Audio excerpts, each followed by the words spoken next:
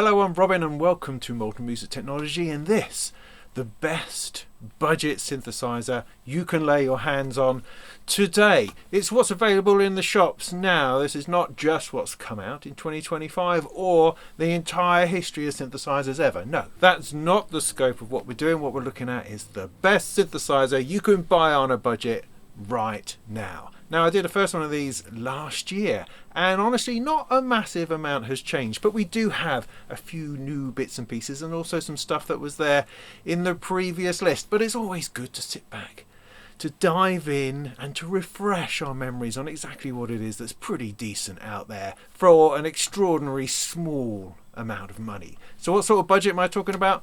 I reckon around up to about $300 ish, £300, €300, something like that. I do tend to do things in dollars just because the majority of people watching this video tend to be from the United States. Hello out there. And so I'm going to focus on the dollar price. Now, of course, these prices are all a bit up and down because of various tariffs and taxation and other bits and pieces, but we're not going to worry about that. We're just going to press on with a rough guide to around that sort of price and under to see how low we can go and actually get a box which is going to give us an enormous amount of fun messing around with sound. I would like to say at this point that this is about synthesizers. So synthesizers are electronic boxes that generate sound that allows you to shape and control and manipulate that sound to a large degree.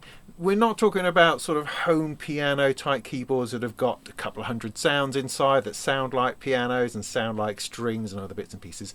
Those are wonderful, those are fine. You can go and find those, and there are links in the description you can use to go to shops to find that kind of thing. That's not what we're talking about. We're talking about boxes that change sound, that manipulate sound, that allow you to get in there and adjust and mess around. And it's part of the musical and creative process is to enjoy manipulating sound, synthesizing sound. Are you with me? Good. So who the heck am I and what right do I have to say any of this? Well, my name's Robin Vincent. I've been a veteran of the music technology industry for decades and decades. I've been at this business of messing around with technology and music and stuff. I've written books, I write articles, I write for magazines like Sound on Sound magazine, reviewing different products. I've designed products myself, I write manuals and all sorts of content and bits and pieces. So I've been in the game a long time. Now this video is just my opinion of what's pretty cool, I think, on a pretty small budget.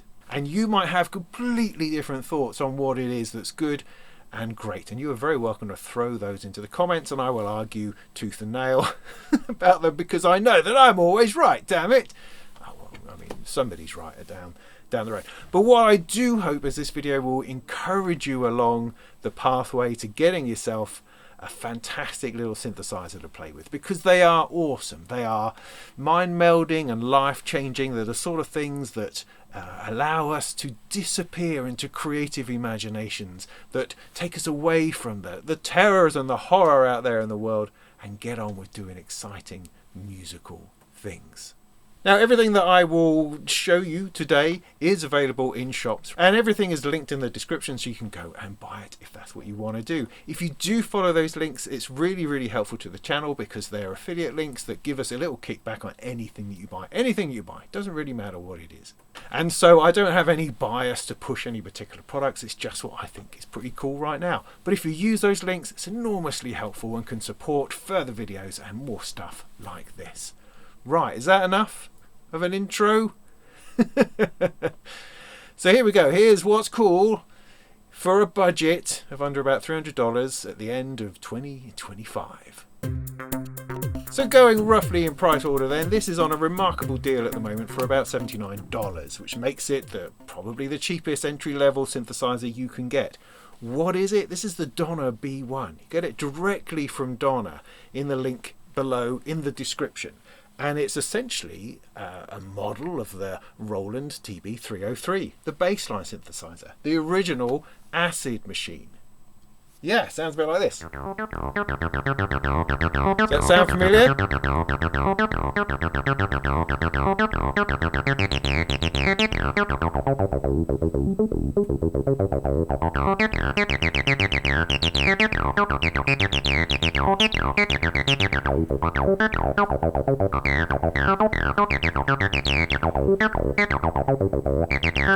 Now it's an analog synthesizer. In here you've got a sawtooth and a square wave waveform that you can manipulate and bounce around. It has a playable keyboard on the front and a sequencer which lets you put together these fantastic acid-esque bass lines.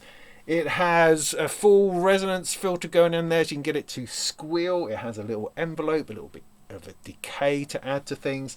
It has this wonderful saturation circuit. Ready? Are you ready? Nice.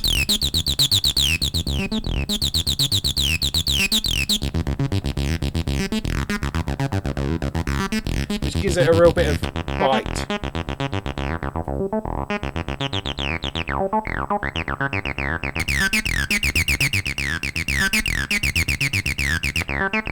It also has a delay.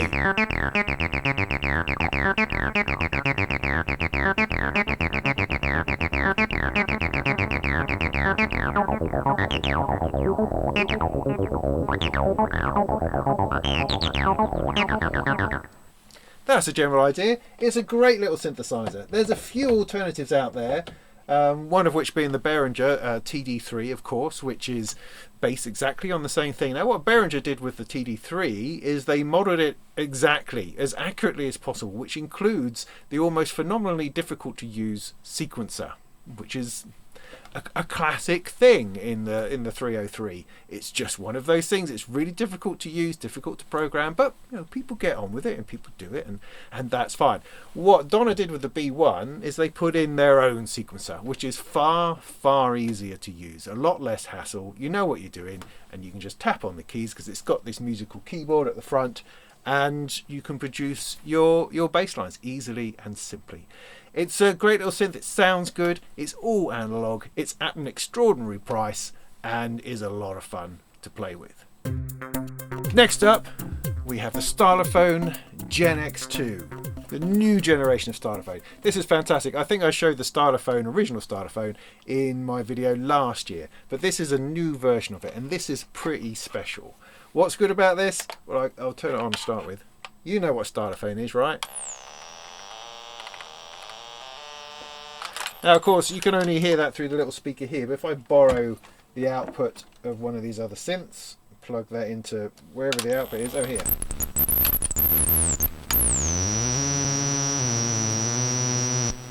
Let me just put it down a second.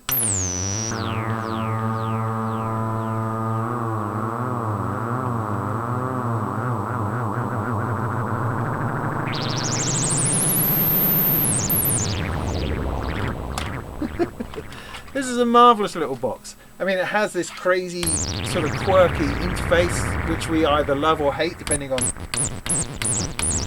which way you look at things.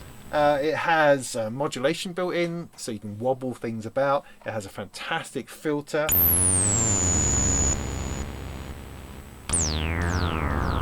Which you can hear happening there. It's got a delay effect built in as well.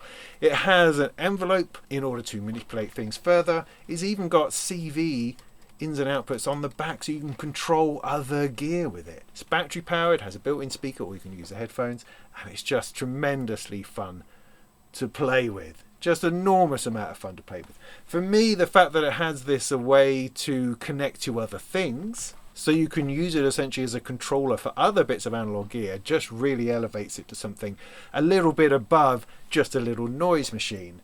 But it's a lot of fun to play with. You can route other audio through into the filter and use that. It has this cross-mod situation which allows it to sort of modulate itself to make weird and crazy noises. And it's just a beautiful little plastic box of joyfulness.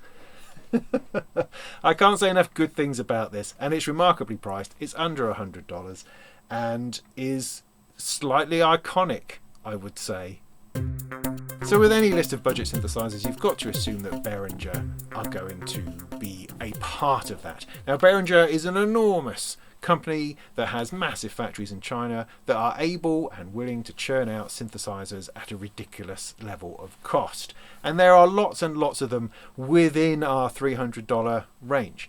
And I could easily fill this list just with Behringer products, but that doesn't seem right somehow, because there's lots of other alternatives and other things you could be looking at. But definitely, if you're on a very tight budget, then Behringer is one manufacturer to look at, without any doubt. Now, they have a couple or half a dozen small, little, tiny, weeny mini synthesizers. Now, these are awesome because they have packed into them a great deal of sound and authenticity. They are modelled on older vintage synths, the same as they did with the TD3 and the Roland 303. They have produced these little mini synths which are based upon old vintage synthesizers that you can no longer buy. And there are a couple I think worth highlighting. The first one is the JT4000M, which is a micro hybrid modulating synthesizer. I don't have any. You'll have to deal with the video that's going on behind me in order to see what it's like. But it's essentially a JP8000, a Roland JP8000 shrunk down with a minimal amount of polyphony and a minimal amount of control, but with all of those classic virtual analog 90s and 2000s sounds which are packed into it. It's a little dance music synthesizer all by itself.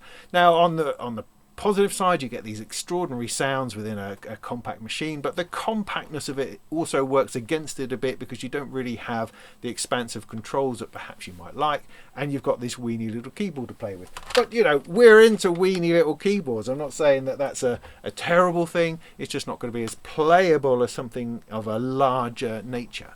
But what you're getting is an extraordinary amount of sound within a little box for a ridiculously small price. Other ones of note, I would say, are the JT Mini, which is a 3-voice analog synthesizer in a tiny box, kind of modelled on the Jupiter 8, I guess. And there's a UBXA Mini, which is based on the Oberheim. The Oberheim OBXA, which is a fantastic analog synthesizer, and again you get a 3-voice version of that in a tiny box, but with some half-decent controls on it. You'll find other ones. There's a Vector synthesizer, there's a weird Pharaoh one, still don't know what that's about, and there's a CZ one based on a Casio CZ synth. So there's lots of possible ranges within this mini/micro thing that Behringer have got going, each of which is going to give you a great deal of authentic sound in a tiny box with fiddly controls, with so there's kind of this dynamic between, it's great sound, fiddly controls. Do I like the fiddly controls? They're okay. It just depends on what you like and what you can put up with. But extraordinary sounds for an extraordinary price. There's a whole range of them available. Go and check them out. And that brings us nicely to this, the Korg Volca FM2. Now, Korg have been doing Volcas for a very long time. They kind of invented the idea of this mini synth that Behringer are now running off with to do a lot of different things with. But Korg kind of did it first, and they're still doing it, and they're still maintaining this, and this for me is the best. There's a lot of different ones. There's bass lines and lead synths and chord synths and drum machines and FM synths, other bits and pieces. This is essentially a Yamaha DX7 in a tiny box.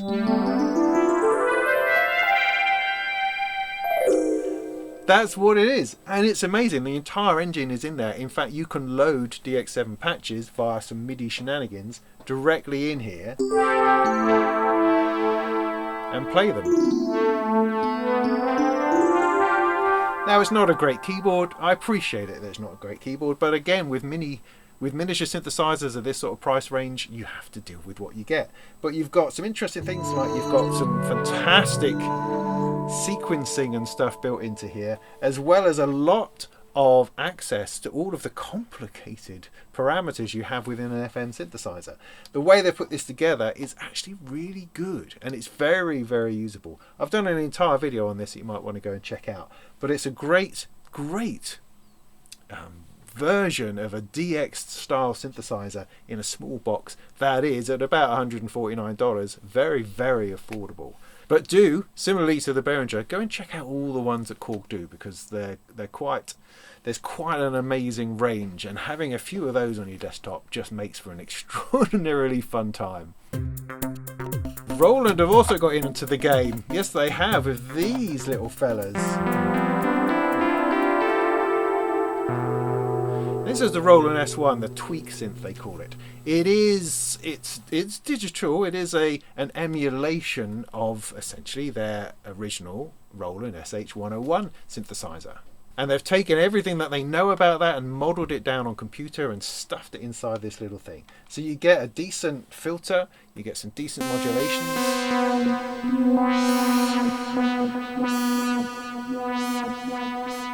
And bits and pieces. It's got a sequencer inside.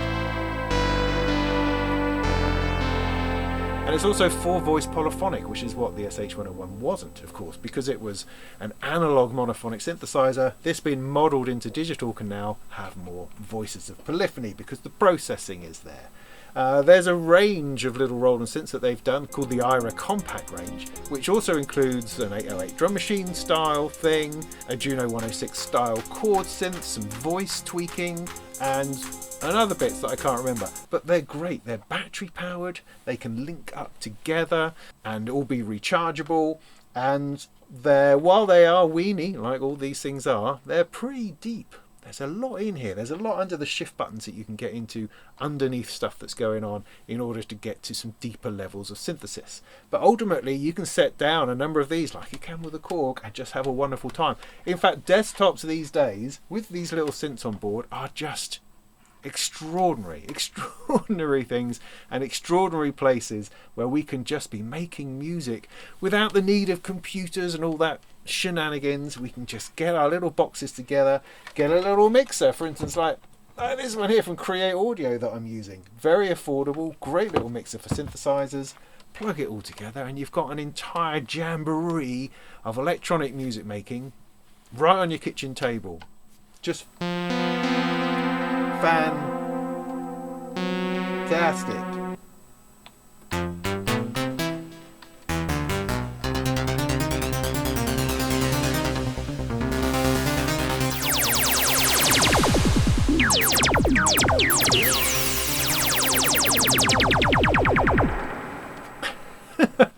I love these things. They're just brilliant. Totally brilliant. Totally brilliant.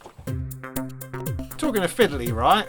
Bastl do these amazing little fiddly, little ridiculous boxes. They are creative and experimental. They're full of different avenues to take you down on adventures. The sort of thing that you can spend an afternoon with and just have no idea where the time went as you're fiddling your way through some extraordinary adventures in sound. Now, the one in particular, this actually isn't this one, but they have one which is very similar to this called the Wave Bard, and it's an experimental sampler. You record stuff in, or you stuff in samples, and you work them and rework them and remix them and stuff them through effects, and basically have a fantastic time. It uses this sort of patch wire way of patching itself and remodulating itself. So you can go from one thing, take that out of it, plug it back into itself in order to achieve a whole new level of zany modulations. They are fun, they run on batteries on the back, they make an awful lot of noise, and if you're into things which are less pristine, I mean you've got some nice things going on here. This is all about crunch, it's about grit, it's about getting angry about the world and solving the global crisis through the patching of little tiny cables and the manipulation of samples. So the Kastle 2 Wave Bard is absolutely all about that. Right, back to Behringer then, because they need to feature more than once, I think, because they also do synthesizers in a larger form, which are still ridiculously affordable. And what they've done over the last sort of 5 years or so is that they've gone back into the old vintage catalogues of old synthesizers and brought them back into this particular sort of form, about this sort of size. There's lots of different ones, and what it really does is it really pokes into our nostalgia. It really pushes our buttons about wanting to have those old sounds that we remember from way back, or perhaps that you're discovering for the first time. But each one is an individual, authentic reworking of these old circuit designs. And it's all analog, it's all real circuitry, it's not just computer emulations or anything like that, it's the real deal put forward to you in a cheap and affordable form. And there are some great ones out there. They did the complete Wasp synthesizer, which is fantastic. They did the Octave Cat, which is just an amazing thing. Of course, they did the Moog Model D in a little synthesizer that you can play. You can have the entire Moog sound, that mini Moog sound, for a couple of $100. It's ridiculous. It's absolutely ridiculous. We live at a time when we have such access to such extraordinary sounds for so little money. We are very, very fortunate, ladies and gentlemen. Yes, we are. So from the range that Behringer offer, the particular ones that I think stand out for me are ones like the Wasp, because that Wasp, it just has that filter. It just has that sound that feels like it's going to fall apart at any moment and just break and crackle, and it's just so gooey and lovely. So that is definitely one to look at. The Model D, of course, to have a mini Moog in this small form and to actually have that sound, is quite unbeatable. But there are others like the Model 15, which is more of a modular approach to something, modelled on an old Moog cabinet of modular. That's quite amazing. There's the Cobol expander. There's the one based on the Korg MS-20, which again has a screamer of a filter in there. I could go on and on. The Pro 1, for heaven's sake, based on the Pro 1 from Sequential. It's a classic vintage synthesizer, remade and offered up to you for a couple of $100. Just amazing. Absolutely amazing. But if you're trying to find a reason not to get them, is only because they are all in this particular form factor, which means the knobs are a little bit perhaps close together, they're a little bit cramped, and it doesn't really spin itself out into a full individual unique instrument. They tend to end up looking and feeling about the same, even though their sounds are certainly strikingly different. But I think when you build a synthesizer, there's something about that interface that also makes it unique. Even when they're small, sort of weird, crappy interfaces, that does absolutely add to the way that you use that synthesizer. And when those legendary synths were built, they had keyboards and they were built in a certain shape and a certain form, and that added very much to their playability and how they were approached. So when Behringer takes them and does them all into a similar form, you inevitably lose something in the genericification of that. But that said, they sound phenomenal. You can't get those sounds anywhere else for that sort of money, so definitely go and check those out. Here's a very cool and fruity one. It's called the East Beast from Create Audio. It's a great synthesizer. I keep coming back to this one. I don't currently have it plugged in, but I'm just going to talk about it anyway, and there'll be a video in the background. It has this filter which is just unwavering somehow. Whatever it is you do to it, it just responds with a sweet sound. The way you can pull that against things, and the resonance never quite destroys itself. It's a sensible, no, that's not the right word. It's a superb little synthesizer. It's got all of these analog components which make it sound warm and gooey, while at the same time it has a digital control engine to give you sequencing and to give you interesting bits of modulation and other things you can do. It has some patch points over here to allow you to patch it into itself and to patch it into other gear if you so wanted, so you can get really deep down into some sound design and some strange bits of modulation. It's a great little synthesizer. It has a companion called the West Pest, which does slightly weirder and sort of West Coast synthesis, whereas for a traditional subtractive synthesizer, this is pretty phenomenal in a decent little box that's very fingerable. It's not cramped, it's not sort of restricted down to anything. You can absolutely get to everything. You can feel the space as you're using it, and it's a lot of fun to play with. Something a little different is the Sonicware Liven range. There's a lot of these as well. It's interesting how these companies have produced ranges within a similar sort of form factor. And for Sonicware, the Liven range is they're kind of synthesizers / groove boxes. It's very much centered around the idea of creating patterns and creating melodies and percussion stuff that goes round and round, loops and layers. But each one is packed full of extraordinary sounds and extraordinary potential, to the point that they do get a little bit complex at times. You've got multiple levels of stuff going on, so it's quite easy to lose yourself. But the enormous versatility you have packed into these boxes is quite phenomenal.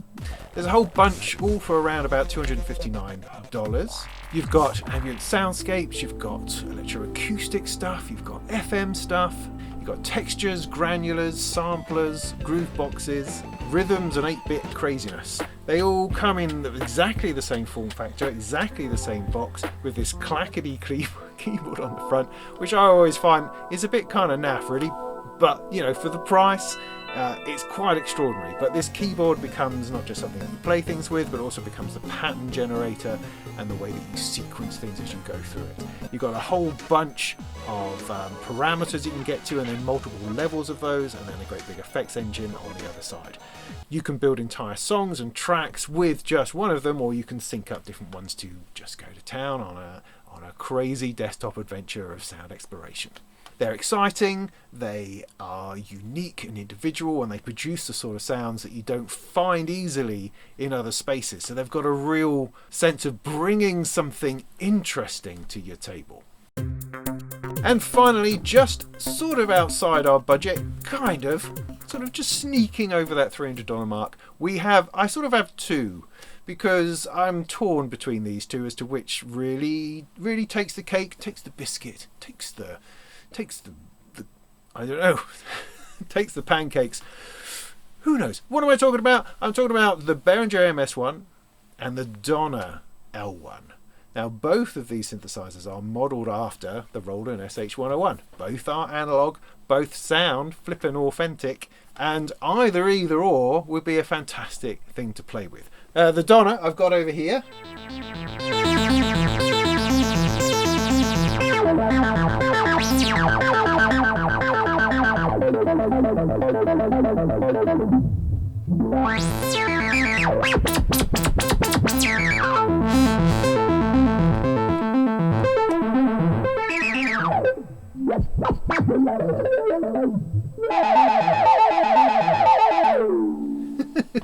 which is a lot of fun. I mean, it's a huge amount of fun. And the Behringer one, hang on, here's one I do have to hand, but I don't have room to plug it in at the moment, is this. Now, there are some obvious physical differences. I mean, this is much more like the original, the size, the shape of it, the plasticness of it, the hardness of it, and everything else. So there's definitely something going for that. The fact you've got a big keyboard, you know, one note at a time, obviously, big keyboard, big access to all of the controls is phenomenal. That's a really great feature, although obviously it does take up a lot of space.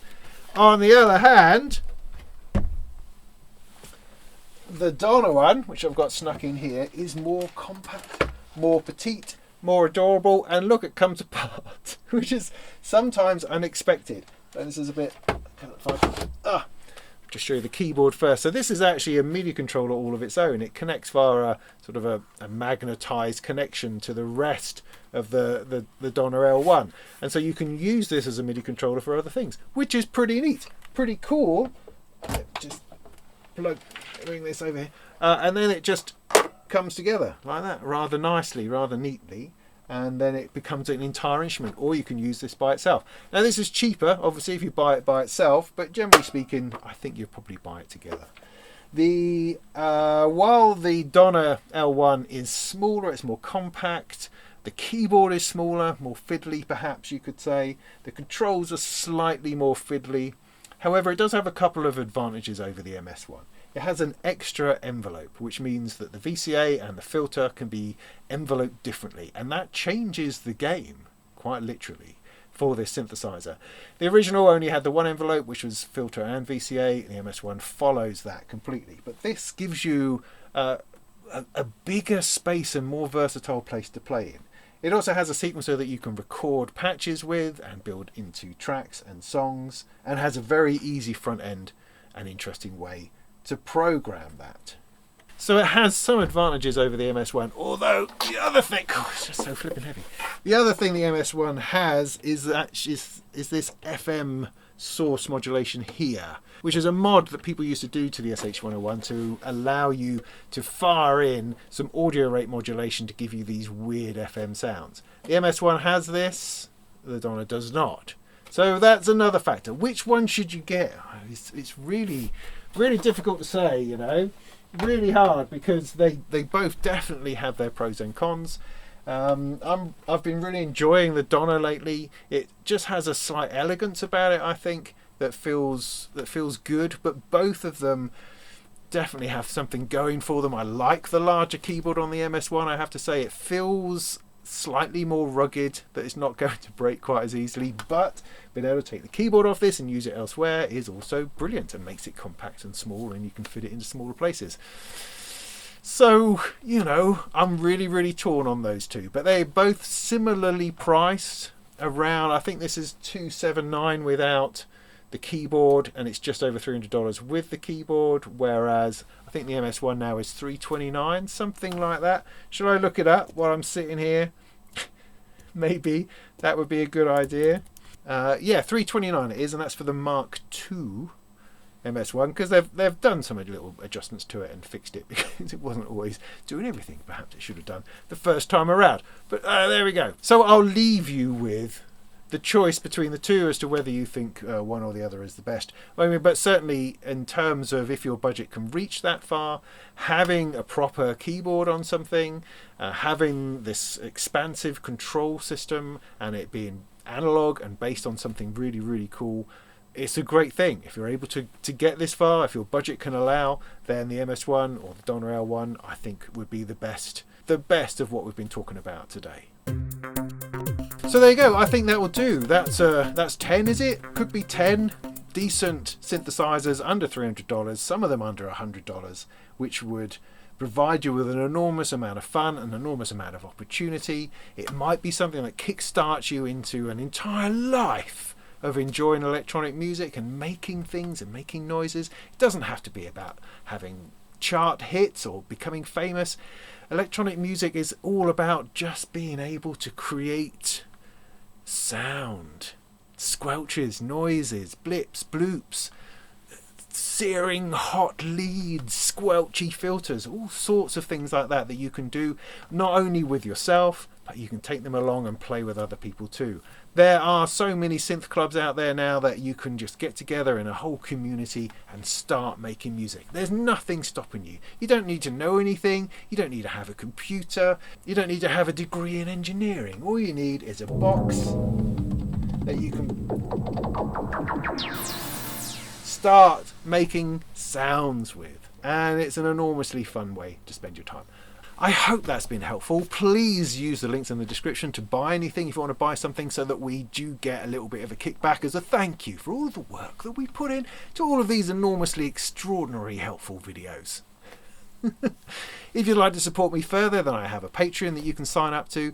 Otherwise, just subscribe to the channel, hit the bell for notifications so that you'll know when the next one's coming along. I've got all sorts of stuff coming along all the time. Lots of synths, lots of modular, Eurorack, stuff like that, other music technology ideas, software and bits and pieces. And every month I do a roundup of the coolest things that have happened in the past 30 days or so. It's called the Molten Music Monthly, and do go and check those out. I'll have the November one coming along any day now, any day. Also, if you're in the Norwich area, I do a monthly synth picnic in the Kastle Mall shopping centre, where you can come and try out synthesizers just like this.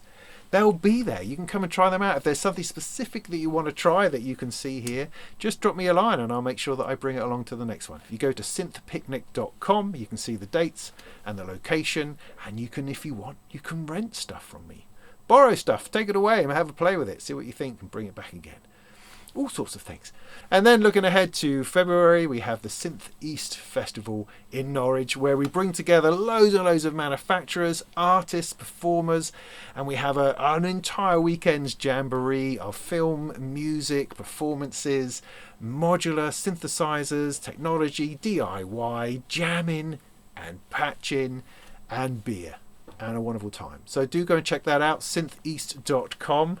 I think that's all my news for now. Otherwise, thanks very much for watching. Do think about subscribing. Come and see us again. And in the meantime, go and make some tunes.